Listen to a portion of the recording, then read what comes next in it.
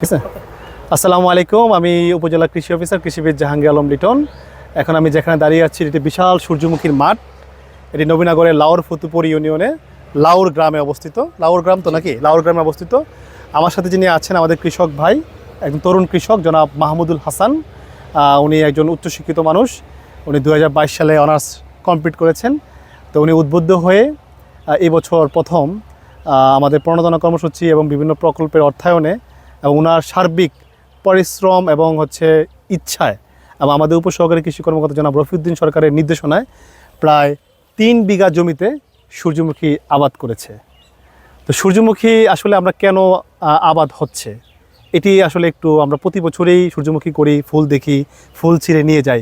আসলে সূর্যমুখী কিন্তু আবাদের উদ্দেশ্য হচ্ছে এটি একটা খাবার তেল, ভোজ্য তেল। আমরা সাধারণত ভোজ্য তেল হিসেবে সয়াবিন, সরিষা, রাইস বার্ন অয়েল এই তেলগুলো খেয়ে থাকি। এর বাইরেও কিন্তু অনেকগুলো খাবারের তেল আছে যেগুলো অত্যন্ত পুষ্টিকর।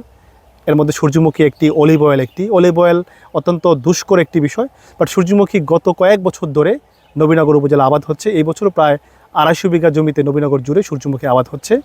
আমাদের যে মূল উদ্দেশ্য, সূর্যমুখী ফুল আপনারা ছিঁড়বেন না, সূর্যমুখী ফুলের সৌন্দর্য অবলোকন করবেন। নিঃসন্দেহে সূর্যমুখীর ফুল অত্যন্ত চিত্রাকর্ষক, যে কোনো মানুষকে এটি আনন্দ দেয়।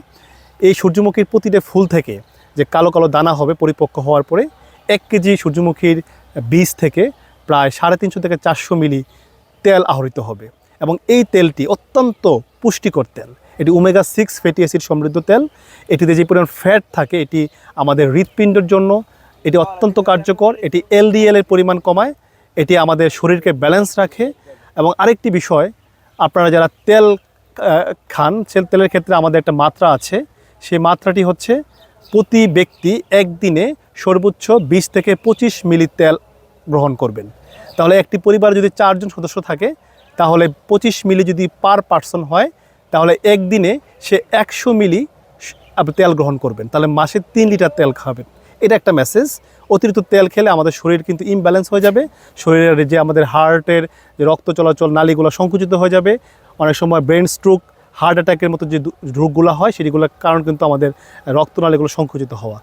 পরিমাণ মতো তেল খাবেন। আরেকটি মেসেজ, তেল খাওয়ার ক্ষেত্রে একই তেল বারবার খাবেন না, তেলকে অল্টারনেট করে খাবেন। অর্থাৎ সূর্যমুখীর তেল হচ্ছে ওমেগা 6 ফ্যাটি অ্যাসিড সমৃদ্ধ, আবার সরিষার তেল হচ্ছে ওমেগা 3 ফ্যাটি অ্যাসিড সমৃদ্ধ, আবার সয়াবিন তেলের আরেকটি গুণ আছে, অলিভ অয়েলের আরেকটি গুণ আছে। আপনারা যেটি করবেন, পালা করে অল্টারনেট করে তেল খাবেন।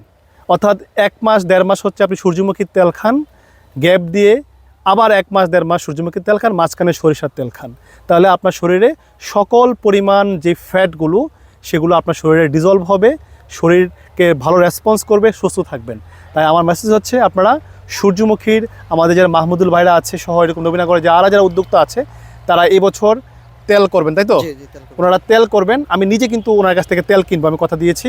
এবং আপনাদেরকে আমি বলছি যে আপনারাও সূর্যমুখীর তেল ওনাদের কাছ থেকে গ্রহণ করবেন। শুধু ওনার কাছ থেকে নয়, আপনাদের প্রতিটি ইউনিয়নে, বীরগাঁও আমাদের কেদারখোলাতে জাকির ভাই প্রায় 5 বিঘা জমিতে সূর্যমুখী তেলের প্লট করেছেন। আমাদের রসুলপুরে নটগড়ে সেখানেও প্রায় 8-10 বিঘা সূর্যমুখী একসাথে হচ্ছে। এরকম বিক্ষিপ্ত হবে যারাই করছে তাদের সূর্যমুখী ফুলগুলো যেন থাকে, সেই জন্য আপনারা চেষ্টা করবেন, সচেষ্ট হবেন।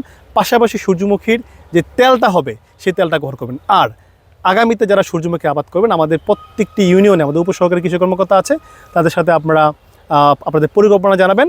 সেই পরিকল্পনা মাফিক ইনশাল্লাহ আপনাদেরকে আমরা সূর্যমুখীর বীজ এবং সার সরবরাহ করতে সচেষ্ট হবো। আমাদের হিউজ পরিমাণ প্রণোদনা পাওয়ার সুযোগ আছে যদি আপনারা আগ্রহ প্রকাশ করেন। তাই আমি সর্বশেষ বলতে চাই, সূর্যমুখী ফুলকে ভালোবাসুন এবং সূর্যমুখীর তেলকে গ্রহণ করুন। ধন্যবাদ।